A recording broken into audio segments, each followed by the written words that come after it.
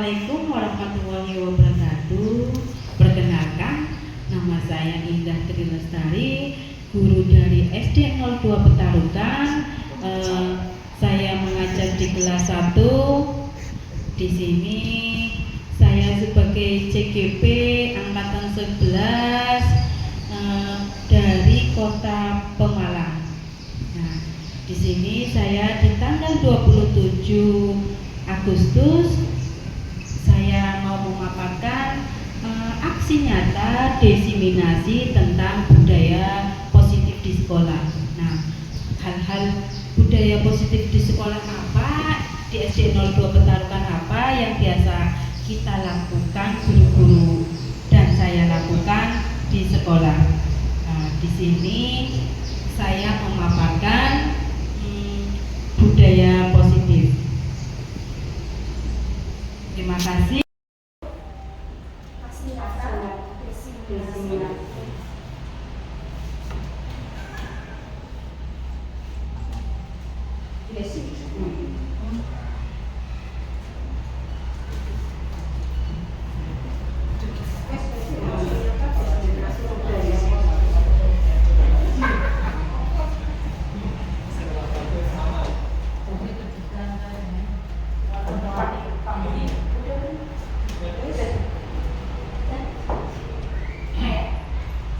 Assalamualaikum warahmatullahi wabarakatuh. Bismillahirrahmanirrahim. Alhamdulillahirabbil alamin. Wassalatu wassalamu ala asrofil anbiya'i wal mursalin wa ala alihi washabbihi ajmain. Amma ba'du. Yang terhormat Bapak Kepala Sekolah SD Negeri 02 Petarukan, yang kami hormati segenap Dewan Guru SD Negeri 02 Petarukan, kepada Ibu Indah Tri Lestari selaku CGP Angkatan 11. Pertama-tama bersama-sama kita memanjatkan rasa syukur kepada Allah Subhanahu wa Ta'ala yang telah melimpahkan nikmat kepada kita sehingga pada hari ini kita melaksanakan kegiatan presentasi aksi nyata diseminasi budaya positif di SD Negeri 02 Petarukan. Hari ini Selasa 27 Agustus 2024, kegiatan presentasi aksi nyata diseminasi budaya positif di SD Negeri 02 Petarukan segera dimulai. Untuk memulai kegiatan tersebut, bersama-sama kita buka dengan bacaan basmalah. Bismillahirrahmanirrahim. Selanjutnya, sambutan dari Kepala Sekolah SD Negeri 02 Petarukan dalam hal ini akan disampaikan kepada Ibu Erlina Fiatun SPD.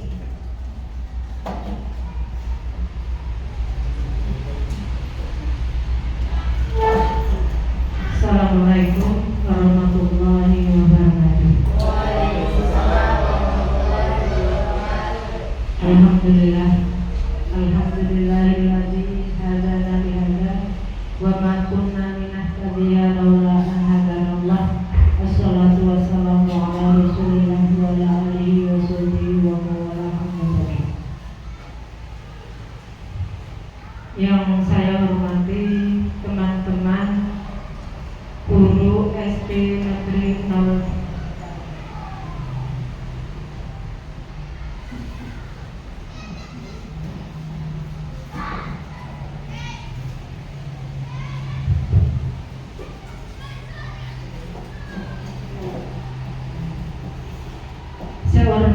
Yang saya hormati teman-teman SD Negeri 02 Petarukan.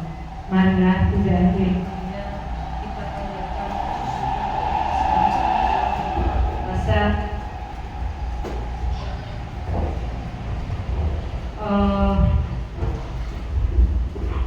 Untuk memulai yaitu presentasi dari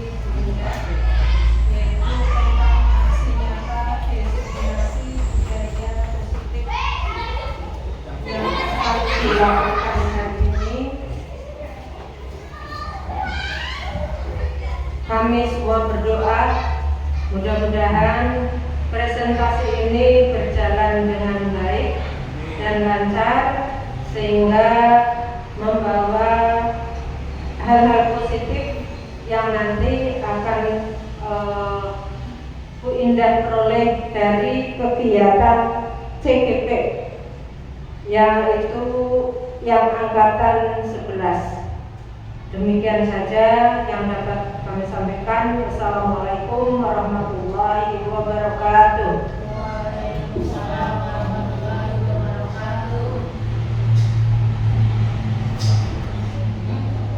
Selanjutnya, pemaparan materi aksi nyata diskriminasi budaya positif disampaikan oleh CGP Ibu Indah Trilestari.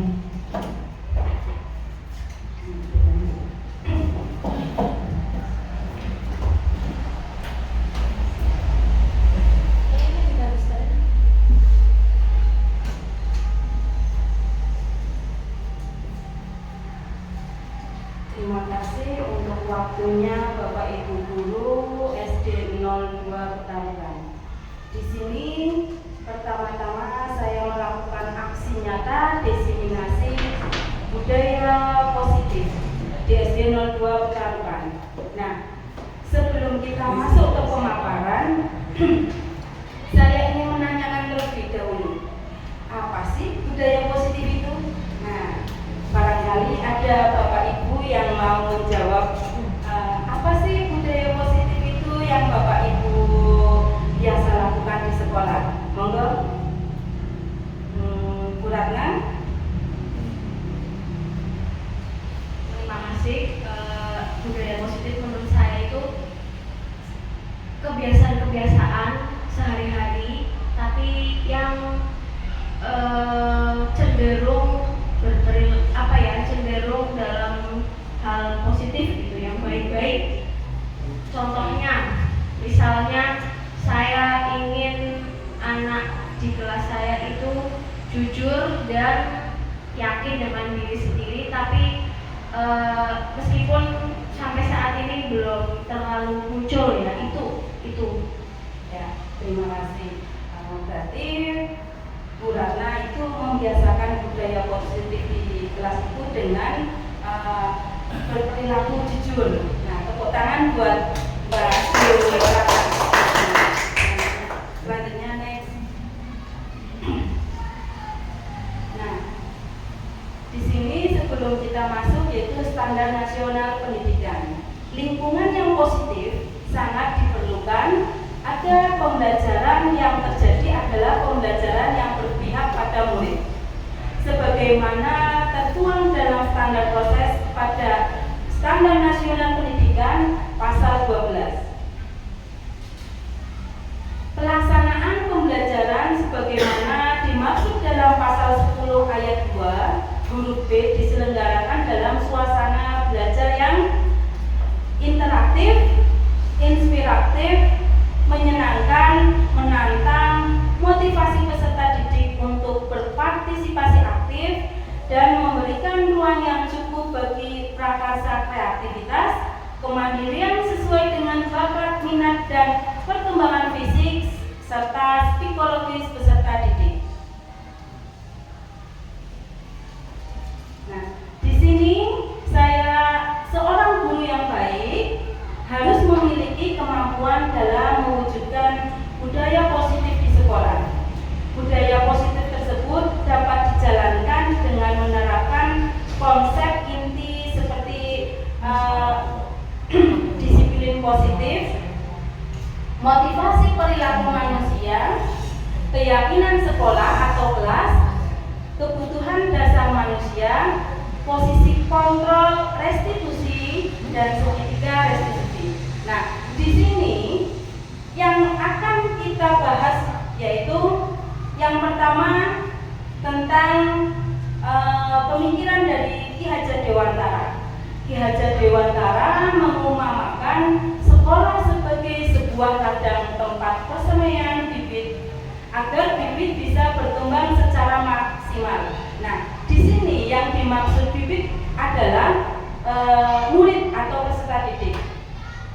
Agar bibit bisa berkembang secara maksimal, maka petani dapat memperbaiki kondisi tanah. Nah, di sini kata bahasa petani yaitu seorang guru memelihara bibit tanaman, memberi pupuk dan air, membasmi ulat-ulat ada atau jamur-jamur yang mengganggu hidup bibit tanaman dan lain sebagainya. Dari uraian tersebut kita dapat memahami bahwa sekolah diibaratkan sebagai tanah tempat bercocok tanam, sehingga guru harus mengusahakan sekolah menjadi lingkungan yang menyenangkan, menjaga dan melindungi murid dari hal-hal yang tidak baik. Dengan demikian, karakter murid tumbuh dengan baik sesuai dengan profil belajar Pancasila. Salah satu cara yang dilakukan guru dalam membantu siswa tumbuh maksimal mempunyai karakter profil belajar Pancasila yaitu adalah dengan membangun budaya positif Bapak Ibu yang berpihak pada murid, membangun keyakinan atau visi sekolah yang menumbuhkan dan mengembangkan budaya positif.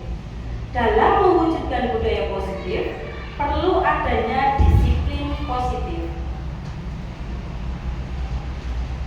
Nah, disiplin positif lebih ke arah disiplin diri yang dapat mengontrol diri dalam melakukan segala tindakan.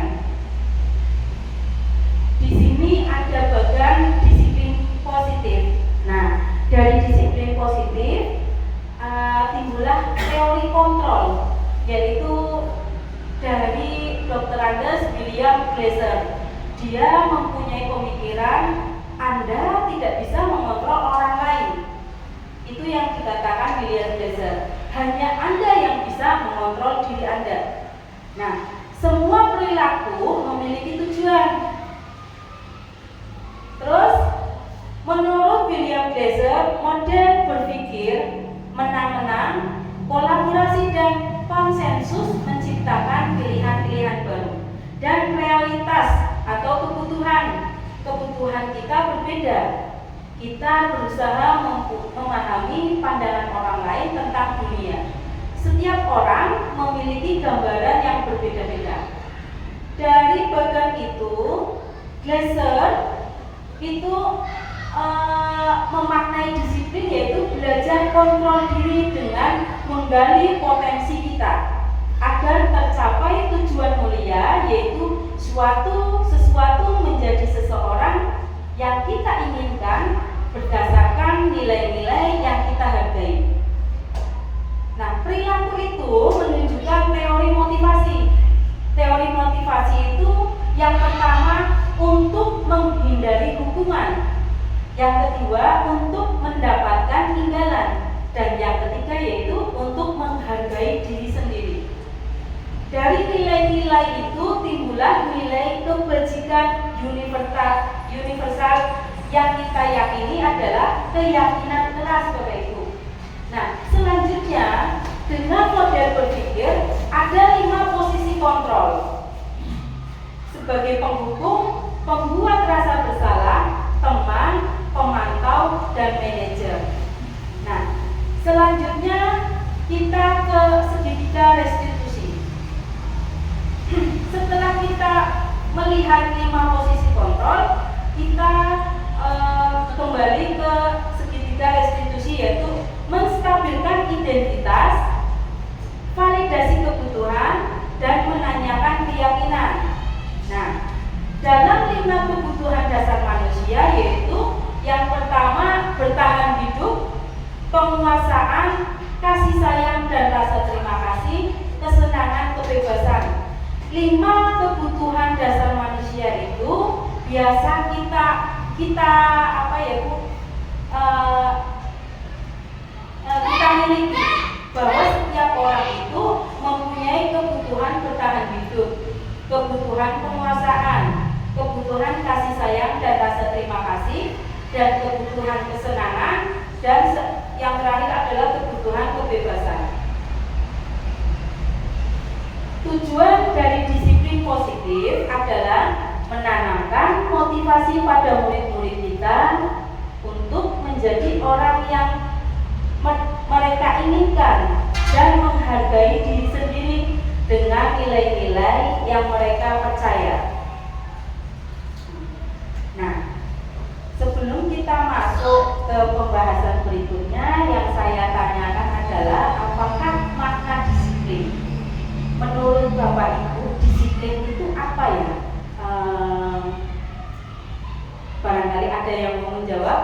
Bu Cici Setianingrum, menurut Bu Cici itu disiplin itu apa? Kalau menurut saya itu disiplin itu adalah sikap dan perasaan yang taat atau patuh terhadap nilai-nilai yang dipercaya yang merupakan tanggung jawabnya. Itu seperti itu. Terima kasih, tepuk tangan buat Bu Cici Setianingrum. Nah, selanjutnya kita masuk ke pembahasan yaitu disiplin. Disiplin berasal dari bahasa Latin atau disciplina yang artinya belajar. Makna asal dari kata ini berkonotasi dengan disiplin diri dari murid-murid Socrates dan Plato. Disiplin diri membuat orang menggali potensinya menuju sebuah tujuan apa yang dia hargai. Namun, dalam budaya kita, makna kata disiplin telah berubah menjadi suatu yang dilakukan seseorang pada orang lain untuk mendapatkan kepatuhan. Kecenderungan umum adalah menghubungkan kata disiplin dengan ketidaknyamanan, bukan dengan apa yang kita hargai atau pencapaian suatu tujuan media. Nah, disiplin banyak orang yang memaknai sebagai suatu yang dilakukan seseorang pada orang lain untuk mendapatkan kepatuhan dan memiliki kecenderungan ketidaknyamanan, serta sering dihubungkan dengan tata tertib yang berkaitan dengan sanksi dan hukuman bagi yang melanggarnya.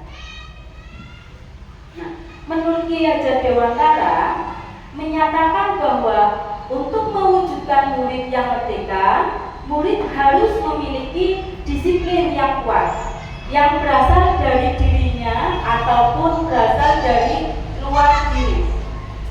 Adapun definisi kata merdeka adalah mardika itu jawabannya nora mung lepasin pangleh ing uga kuat kuwasa amandiri priyangga, yang artinya adalah merdeka itu artinya tidak hanya terlepas dari perintah, akan tetapi juga cakap buat memerintah diri sendiri. Untuk mengembangkan pendidikan karakter, salah satunya dikembangkan budaya positif di lingkungan sekolah. Budaya positif yang dikembangkan di sekolah berisi kebiasaan yang disepakati bersama untuk dijalankan dalam waktu yang lama. Jika kebiasaan positif ini sudah membudaya, maka nilai-nilai karakter yang diharapkan akan terbentuk pada diri murid. Nah, kebiasaan positif yang ada di sekolah kita yaitu kita biasa mengucapkan salam, kita biasa setiap hari Rabu kita tilawah, terus kita juga sering membudayakan positif dengan cara kita menanamkan atau mempraktekkan 5S ya Bu, senyum, sapa, sopan, santun. Nah, salah satu bentuk budaya positif yang dikembangkan di sekolah adalah menerapkan disiplin positif. Disiplin positif adalah disiplin tanpa ancaman atau tanpa hukuman. Menerapkan disiplin positif dapat meningkatkan kesadaran siswa dalam membentuk karakter positif. Disiplin positif dapat dibuat melalui kesepakatan antara guru dan siswa agar siswa merasa terlibat dan bertanggung jawab dalam menjalankan disiplin tersebut. Nah, di sini ada kesadaran siswa dalam membentuk karakter positif, Bu. Biasanya di kelas kita memberikan kesepakatan di kelas sebelum kita pembelajaran, kita harus membuat kesepakatan antara guru dan murid. Yang pertama pastinya tidak boleh gaduh. Selanjutnya menjaga kebersihan. Terus kalau mau ke belakang harus izin terlebih dahulu. Nah, itu adalah bentuk kesepakatan antara guru dan murid untuk menerapkan disiplin positif yang ada di kelas. Nah, disiplin positif, disiplin diri dapat membuat murid memahami dan menyadari berdasarkan motivasi internal, bukan akibat paksaan, ujian, ataupun hukuman. Kita seringkali memandang bahwa hukuman adalah bentuk yang sama dengan proses pendisiplinan dan memberikan hukuman sebagai salah satu langkah dalam proses disiplin murid. Padahal disiplin dan hukuman memiliki arti yang berbeda dan memberikan efek yang sangat berbeda. Dalam pembentukan diri murid, disiplin merujuk pada praktek mengajar atau melatih seseorang untuk mematuhi peraturan atau perilaku dalam jangka pendek dan jangka panjang. Hukuman dimaksud untuk mengendalikan perilaku murid. Disiplin dimaksudkan untuk mengembangkan perilaku para murid tersebut serta mengajarkan murid tentang kontrol dan kepercayaan diri dengan berfokus pada apa yang mampu mereka pelajari. Jadi di sini itu hukuman dan disiplin itu berbeda. Hukuman bukanlah strategi disiplin yang membantu kita mencapai tujuan. Hukuman justru memiliki dampak jangka pendek ataupun jangka panjang yang berpengaruh terhadap kemandirian anak.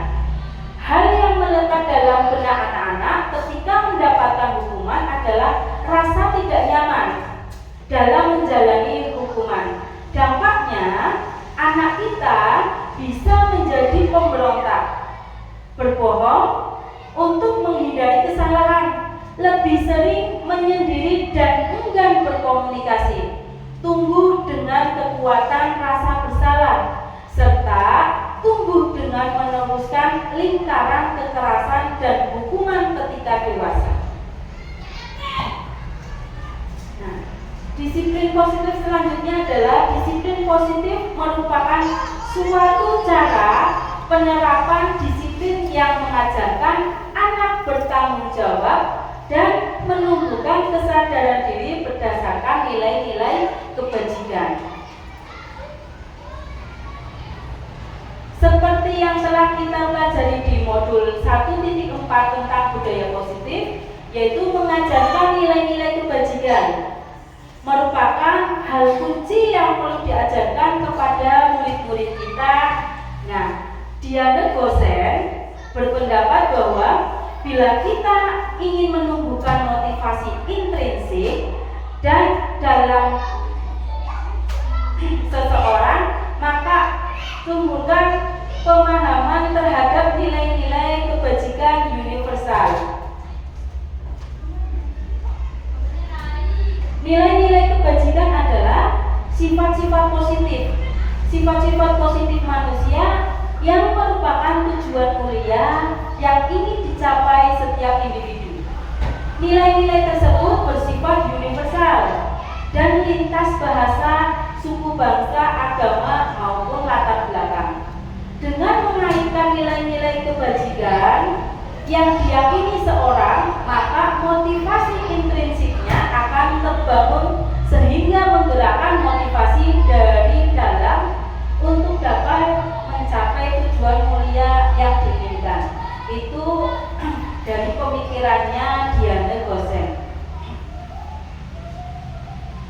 Nah, nilai-nilai kebajikan yang ingin dicapai oleh setiap anak Indonesia kita kenal dengan profil pelajar Pancasila. Yang pertama yaitu beriman, bertakwa kepada Tuhan Yang Maha Esa, mandiri, kebinekaan global, gotong royong, kreatif, dan bernalar kritis. Nah, kita masuk ke motivasi perilaku manusia.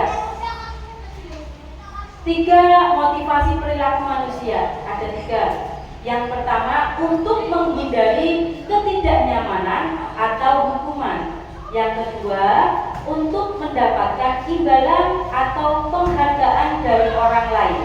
Yang ketiga, untuk menjadi orang yang mereka inginkan dan menghargai diri sendiri dengan nilai-nilai yang mereka percaya. Merdeka. Menurut Ki Hajar Dewantara, merdeka itu artinya tidak hanya terlepas dari perintah, akan tetapi juga cakap buat memerintah diri sendiri. Ki Hajar Dewantara, pemikiran konsepsi keteladanan sikap merdeka, cetakan kelima. Hukuman dan penghargaan. Dalam menjalankan peraturan, adapun keyakinan kelas atau sekolah. Bila mana ada sesuatu pelanggaran, tentunya sesuatu harus terjadi. Untuk itu kita perlu meninjau ulang tindakan penegakan peraturan atau keyakinan kelas atau sekolah kita selama ini. Tindakan terhadap suatu pelanggaran pada umumnya berbentuk hukuman atau konsekuensi. Nah, di sini ada bagan, yaitu tentang hukuman dan disiplin. Nah, yang pertama yaitu sesuatu yang menyakitkan harus terjadi. Biasanya kalau kita memberikan hukuman pasti itu. Nah, disiplin konsekuensinya yaitu sesuatu harus terjadi. Restitusinya merupakan pilihan. Terus tidak nyaman untuk murid. Dalam identitas sukses disiplin, tidak nyaman untuk murid atau anak untuk jangka waktu pendek. Maksudnya di sini adalah hukuman dan disiplin itu berbeda. Jika kita hukuman yaitu korban mendapatkan keadilan, tapi dalam disiplin korban bisa diabaikan atau korban mendapatkan ganti.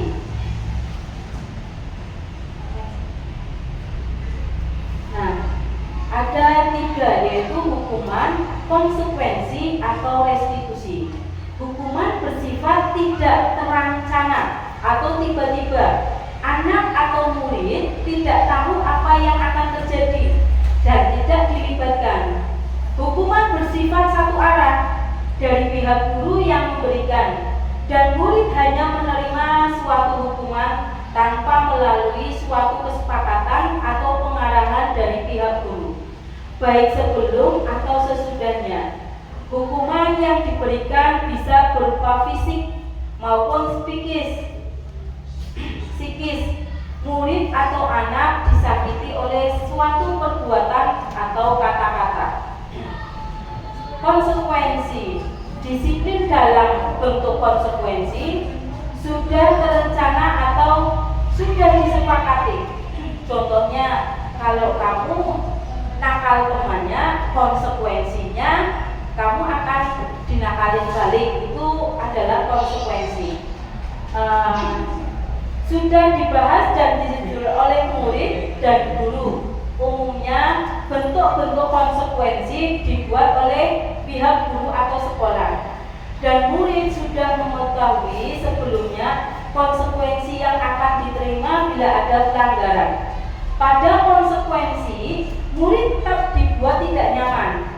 Untuk jangka waktu pendek, konsekuensi biasanya diberikan berdasarkan suatu data yang umumnya dapat diukur. Biasanya kita melakukan sama peserta didik itu kita dengan menggunakan konsekuensi ya Bu. Jika ada anak yang tidak menggarap tugas PR, pasti konsekuensinya kita suruh menggarap di luar atau mengulang. Nah, menurutnya Bapak Ibu itu suatu konsekuensi, masuknya ke konsekuensi atau hukuman.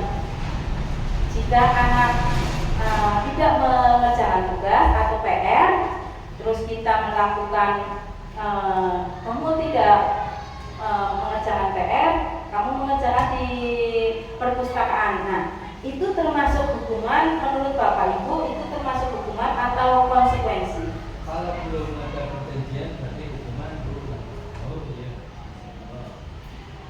Kalau sebelumnya belum ada kesepakatan atau pembicaraan sama murid berarti itu termasuknya hukuman. Tapi kalau dari gurunya sebelumnya sudah mensepakati dengan murid bahwa misalkan kalau kalian ada yang belum mengerjakan PR, konsekuensinya nanti mengerjakan di perpus atau yang lainnya. Mungkin begitu saja Bu. Terima kasih. Nah, selanjutnya yaitu tepuk tangan buat Pak Guru.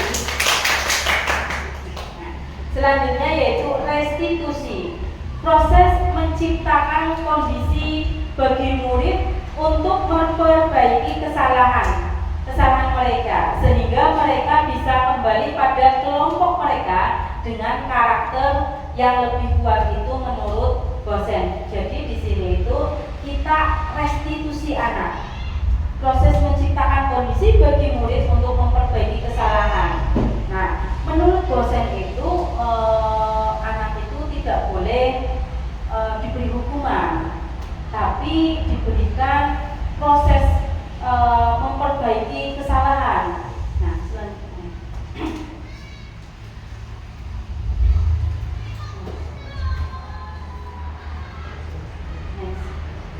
Nah, keyakinan sekolah atau kelas.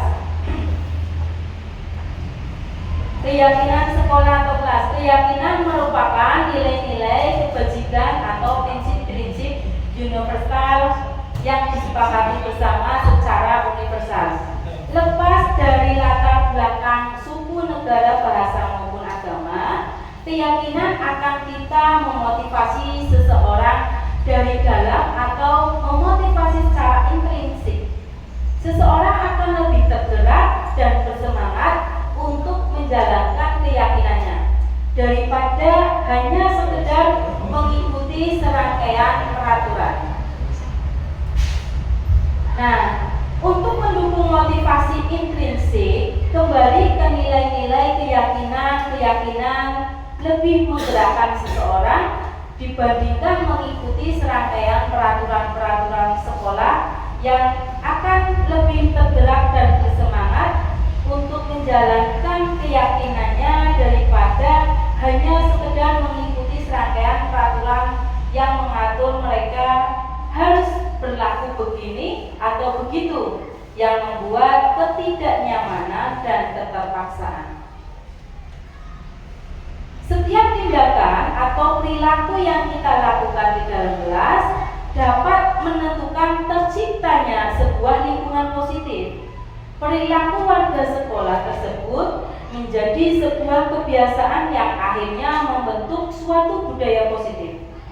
Dalam mewujudkan perilaku warga sekolah yang memiliki budaya positif, hal pertama perlu diciptakan dan disepakati adalah membuat keyakinan-keyakinan atau prinsip-prinsip dasar bersama di antara para warga kelas untuk mendapatkan nilai-nilai kebajikan yang disepakati bersama. Nah, keyakinan sekolah atau kelas yang pertama yaitu guru berperan dalam mewujudkan terbentuknya keyakinan sekolah atau kelas dengan adanya kesepakatan antara guru dan murid. Nah, itu yang tadi sudah saya katakan, yaitu dalam kelas kita harus mempunyai kesepakatan antara guru dan kelas agar terwujudnya atau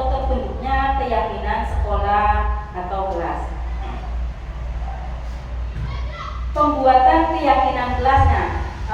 Kita yang pertama yaitu keyakinan kelas hendaknya bersifat lebih abstrak. Yang kedua, keyakinan kelas dituliskan berupa pertanyaan-pertanyaan universal.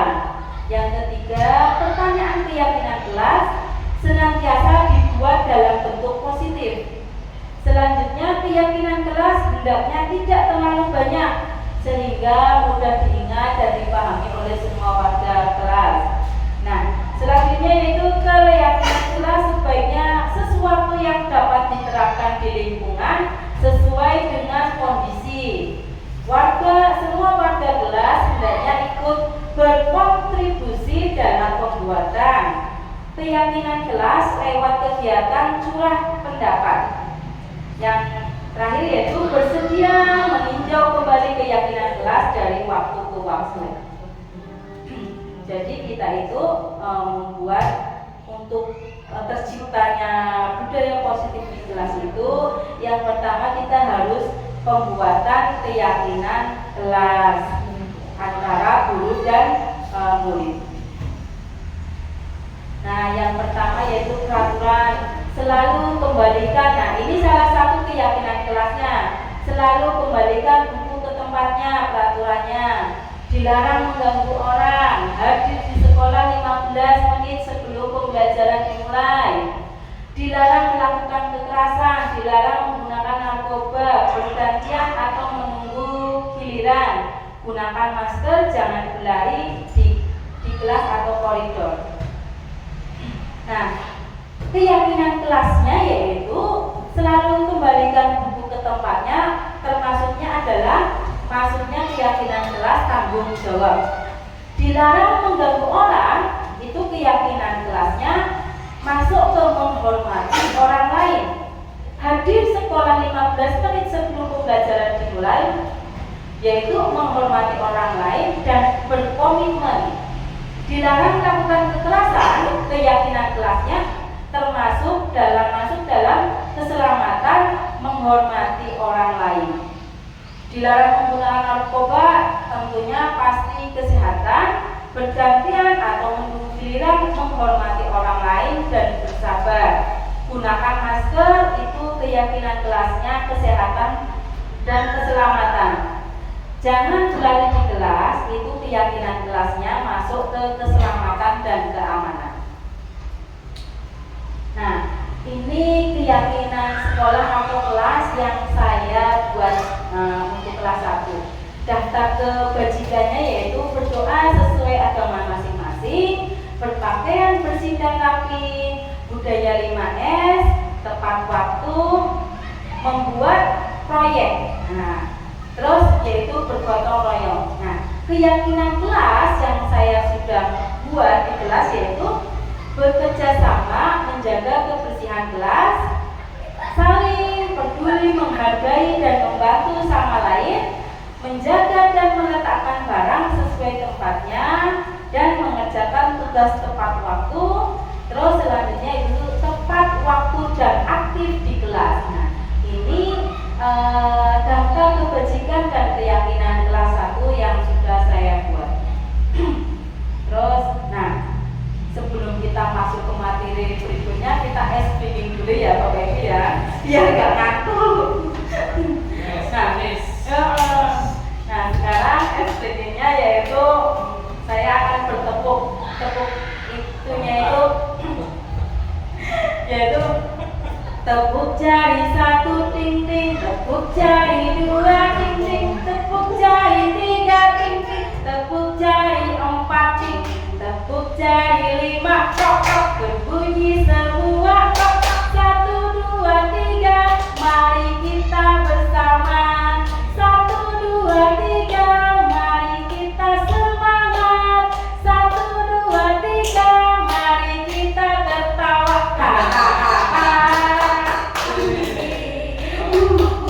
Iya, terima kasih.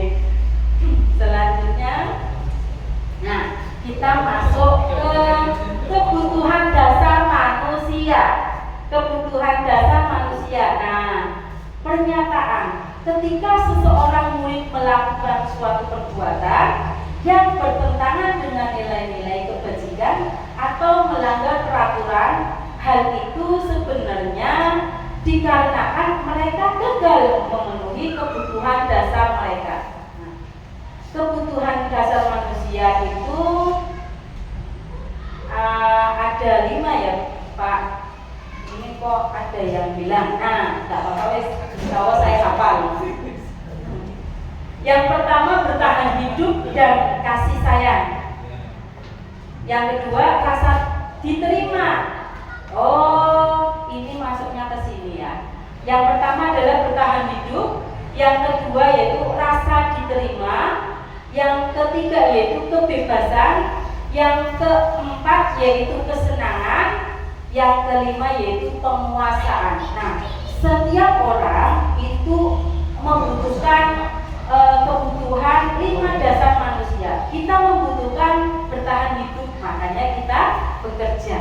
Nah, kita membutuhkan rasa diterima atau dikasih sayang, makanya kita selalu menyayangi sesama, istri sama suami, guru sama anak, orang tua sama anak, ya. Nah, itu termasuknya kita membutuhkan itu, Bapak Ibu. Nah, selanjutnya kebutuhan dasar yang kita perlukan juga yaitu penguasaan. Saya butuh penguasaan. Di sini penguasaan itu bukan kekuasaan tapi penguasaan. Saya ingin menguasai kelas yang kita ajar agar anak-anak bisa menghargai kita. Selanjutnya kita ingin kebebasan, yaitu kita inginkan kebebasan, ingin kebebasan saya sendiri. Kebebasan yang saya inginkan adalah saya ingin bercerita secara gamblang kepada teman-teman, atau ingin kebebasan pada waktu kita capek tidak ingin diganggu. Itu suatu kebutuhan dasar manusia semuanya. Dan kesenangan, di sini ada kebutuhan dasar kesenangan. Nah, kesenangan di sini adalah kita ingin happy ya, bullying ya. Apalagi di usia bullying ini, pasti yang dibutuhkan kesenangan itu happy sama keluarga, sama anak, pasangan. Nah itu, cucu juga ya Bu. Nah itu adalah kebutuhan dasar manusia, tidak dipungkiri, baik itu menengah ke bawah, menengah ke atas, atau golongan yang menengah ya Bu. Semua orang mempunyai kebutuhan dasar 5. Nah ini adalah studi kasus. Di sini saya punya kasus kelas 1. Bu Indah, guru kelas 1 sedang bingung menghadapi ulas salah satu murid di kelasnya, Arsa. Beberapa anak telah mengeluhkan Arsa yang seringkali meminta jajan kepada mereka dengan paksa. Jika Anda menghadapi situasi seperti Bu Indah, apa yang akan Anda lakukan? Menurut Anda, kira-kira apa alasan Arsa melakukan hal itu? Next. Nah, alasan Arsa melakukan, ia lapar dan orang tuanya tidak membawakan bekal. Maka kebutuhan dasar yang sedang berusaha dipenuhi oleh Arsa adalah kebutuhan bertahan hidup. Selanjutnya, alasan Arsa karena tidak merasa senang temannya, jadi memperhatikan dia. Ketika temannya melaporkan tindakan itu pada gurunya dan gurunya memberitahu orang tuanya, sehingga orang tua jadi memperhatikan Arsa. Maka kebutuhan dasar yang sedang dipenuhi Arsa adalah kebutuhan kasih sayang. Selanjutnya, alasan Arsa karena temannya jadi takut dengan dia dan menuruti keinginannya. Maka sebetulnya Arsa sedang berusaha memenuhi kebutuhan dasarnya akan kekuasaan. Dia menguasai teman-temannya. Selanjutnya, alasan Arsa karena dia merasa kurang dengan jajan yang dibelinya di sekolah, karena ibunya memberikan yang sedikit dibanding teman-temannya. Oleh karena itu, dia ingin mencoba makanan teman-temannya yang beraneka ragam. Maka Aksa sedang berusaha memenuhi kebutuhannya, yaitu akan kebebasan. Nah, alasan Aksa selanjutnya yang kelima, karena ia melakukan iseng saja dan ia menikmati ekspresi wajah teman-temannya yang kesal karena diambil makanannya, dan menurut dia ekspresi teman-temannya itu lucu. Maka berarti Aksa sedang berusaha memenuhi kebutuhan akan kesenangan. Nah, di sini posisi kontrol restitusi. Nah, ada 5 posisi kontrol restitusi. Dalam kasus tadi kita harus bisa menempatkan 5 posisi kontrol restitusi. Yang pertama adalah guru sebagai penghukum. Kedua, guru sebagai pembuat merasa bersalah. Yang ketiga, guru sebagai teman. Yang keempat, guru sebagai pemantau. Yang kelima, guru sebagai manajer. Nah, di sini ada 5 posisi kontrol, yaitu kontrol dari luar, kontrol dari luar, dan kontrol diri. Sebenarnya ini kontrol dari dalam ya.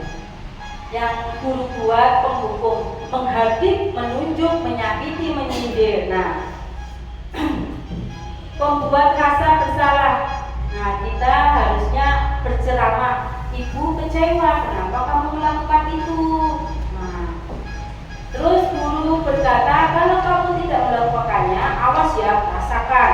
Nah, sebenarnya seharusnya kamu harusnya sudah tahu ibu lelah sekali mengatakan ibu stres. Nah, ini ibunya sudah merasa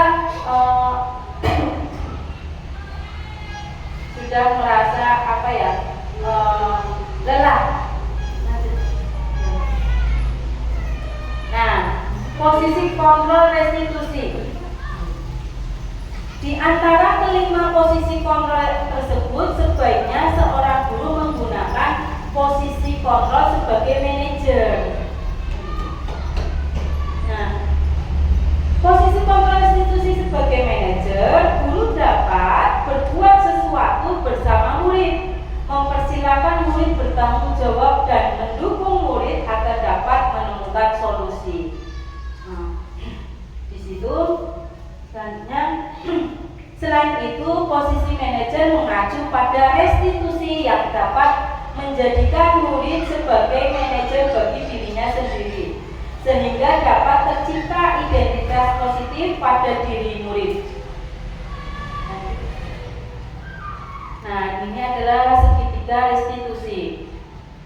Nah, di sini tahapannya adalah tahapan dalam segitiga restitusi: menstabilkan identitas, validasi tindakan yang salah, menanyakan keyakinan. Selanjutnya, nah, menstabilkan identitas. Menstabilkan identitas dilakukan berdasarkan prinsip bahwa membuat kesalahan adalah bagian dari proses pembelajaran yang nantinya akan menggeser identitas gagal ke arah identitas sukses. Selanjutnya, menstabilkan identitas. Berbuat salah itu hal yang manusiawi. Tidak ada manusia yang sempurna. Kita pasti bisa menyelesaikan permasalahan ini. Tidak tertarik untuk mencari tahu siapa yang benar dan siapa yang salah.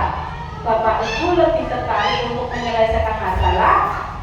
Kalau kamu menyalahkan diri sendiri terus-menerus, apakah kamu bersikap baik pada diri sendiri?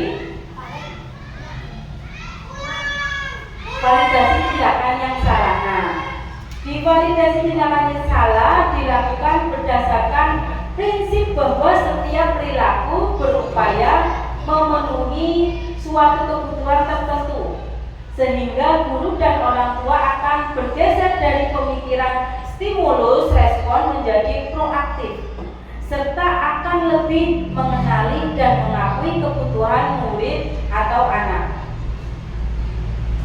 Validasi tindakan yang salah. Nah, kamu pasti punya alasan mengapa kamu melakukannya. Apa yang penting bagi kamu? Kenapa kamu melakukan itu? Terus kamu boleh tetap berusaha menjaga sikap itu, tapi tambahkan sikap yang lain, yang baru. Maukah kamu belajar cara lain untuk mendapat yang kamu butuhkan tanpa harus memukul atau menanyakan keyakinan? Menanyakan keyakinan dilakukan dengan memberi pertanyaan-pertanyaan bermakna kepada murid atau anak untuk memunculkan motivasi secara intrinsik sehingga mampu mengaitkan keyakinan dengan tindakan yang salah. Menanyakan keyakinannya yaitu apa nilai kita percaya di sekolah kita, nilai-nilai apa yang telah kita sepakati. Nah, ini kita lakukan keyakinan menanyakan keyakinan ini kepada anak yang berbuat salah. Kamu ingin jadi anak seperti apa? Kenapa kamu melakukannya?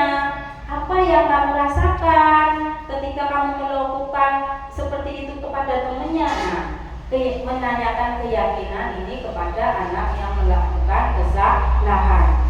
Terus selanjutnya yaitu seorang guru yang baik harus memiliki kemampuan dalam mewujudkan budaya positif di sekolah.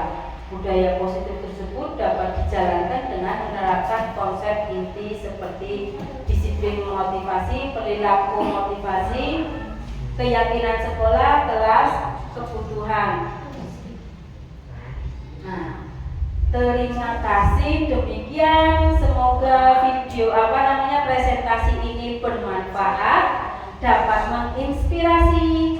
Akhir kata, semoga tergerak, lekas bergerak, dan mari menggerakkan.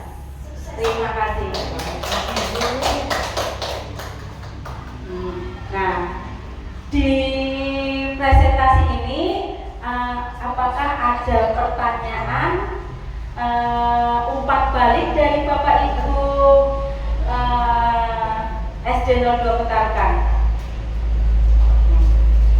Saya minta umpan baliknya di presentasi saya ini. Saya mengucapkan terima kasih kepada Bu Indah sudah menyajikan presentasi ini sehingga memberikan ilmu yang baru kepada saya terkait dengan budaya positif. Terus tadi saya jadi tahu apa bedanya hukuman dan konsekuensi restitusi dengan disiplin itu ternyata berbeda. Ya, itu dari saya. Terima kasih. Terima kasih. Selanjutnya barangkali ada yang menambahkan. Ya, terima kasih. Tepuk tangan dulu untuk Bu Ratna.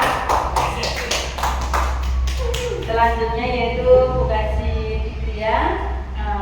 Terima kasih kepada Ibu Indah. Ini presentasi yang sangat luar biasa, amat manfaat sekali, terutama bagi saya pribadi, sehingga saya tahu bahwa kita itu memang harus membudayakan dengan budaya yang positif. Terima kasih. Nah, terima kasih. Tepuk tangan buat Bu Kasih Dikria.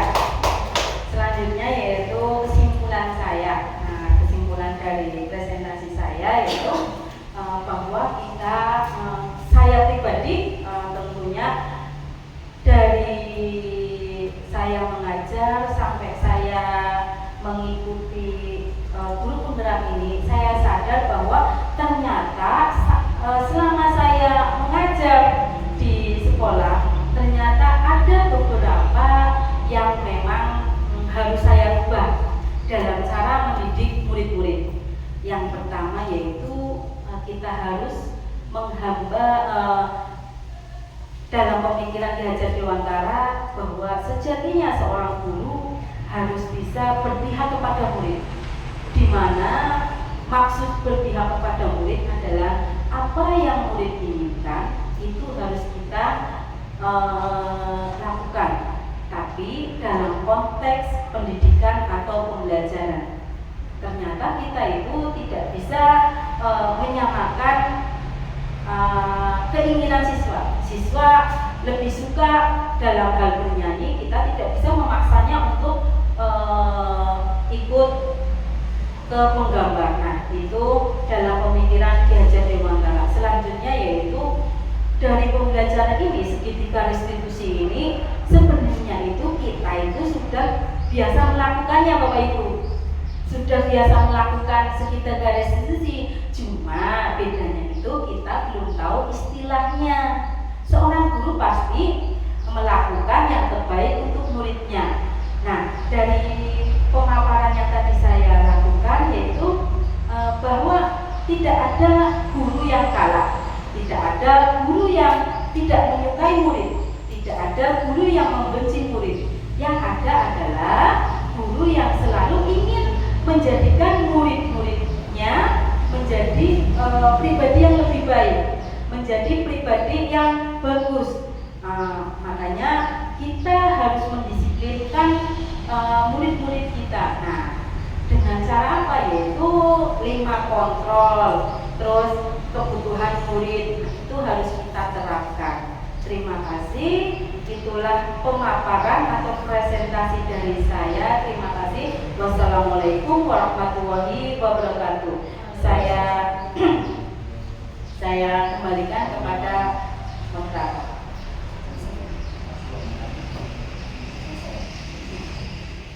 Kegiatan aksi nyata destinasi budaya positif telah selesai. Selanjutnya kita tutup dengan bacaan hamdalah. Alhamdulillahirabbil alamin. Terima kasih. Wassalamualaikum warahmatullahi wabarakatuh.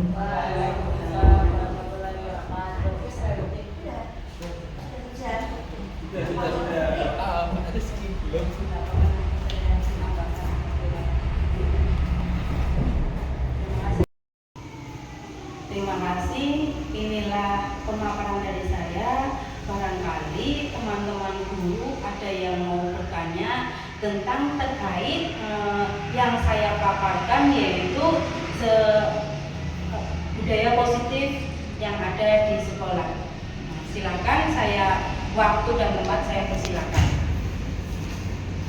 Terima kasih Bu Indah. Di sini saya ingin bertanya. Tadi kan Bu Indah menjelaskan bahwa sebaiknya guru itu memposisikan diri sebagai manajer. Tapi ini pengalaman pribadi saya ya. Saya selama ini merasa belum mampu sebagai manajer itu. Saya sering di posisi sebagai pembuat rasa bersalah, pasif agresif seperti itu. Apakah menurut Bu Indah itu saya menjadi guru yang gagal gitu? Terima kasih. Terima kasih untuk pertanyaannya.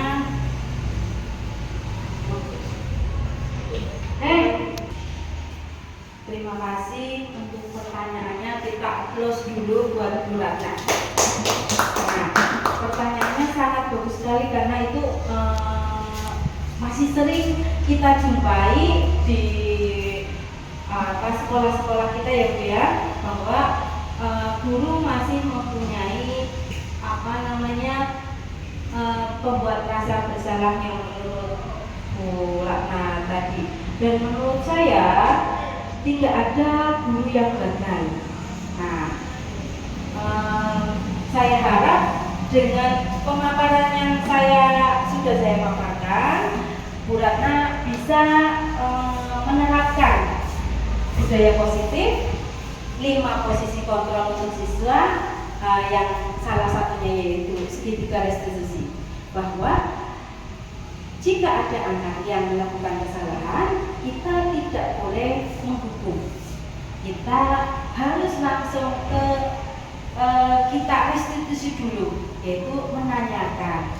Nah, semoga dari pemaparan ini Bu Ratna lebih baik lagi dalam melakukan pembelajaran di kelas. Terima kasih untuk Bu Ratna.